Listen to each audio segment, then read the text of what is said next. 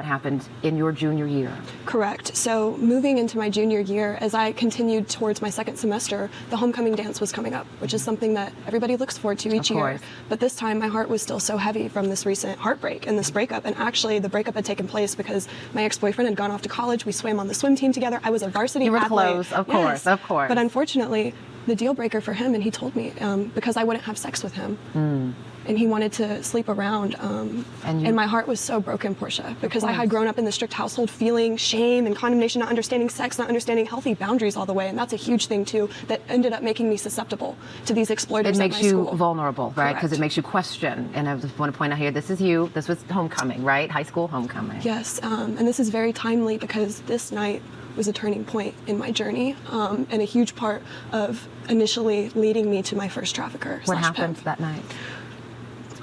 So I had gone to homecoming with a wonderful friend, but at the time I was actually in an abusive relationship with an older man who was in the military.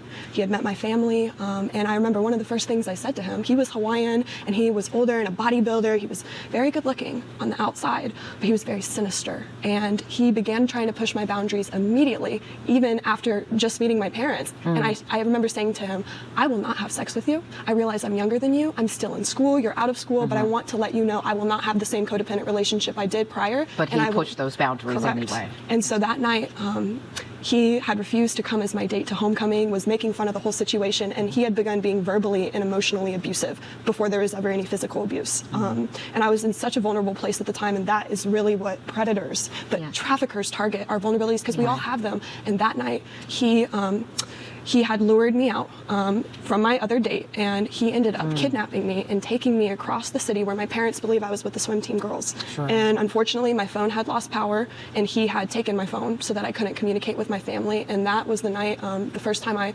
experienced taking drugs, and it was against my will. So I was drugged, I was taken, and then I was raped. And assaulted horrifically at this man's home. And there was other people in the home. And as I was screaming for help, not a single person came to my aid because they were terrified of their own son. And he was in fact arrested on family strangulation and violence shortly after this took place. But that night he took so much from me. And he tapped into... For more content like this, hit that subscribe button.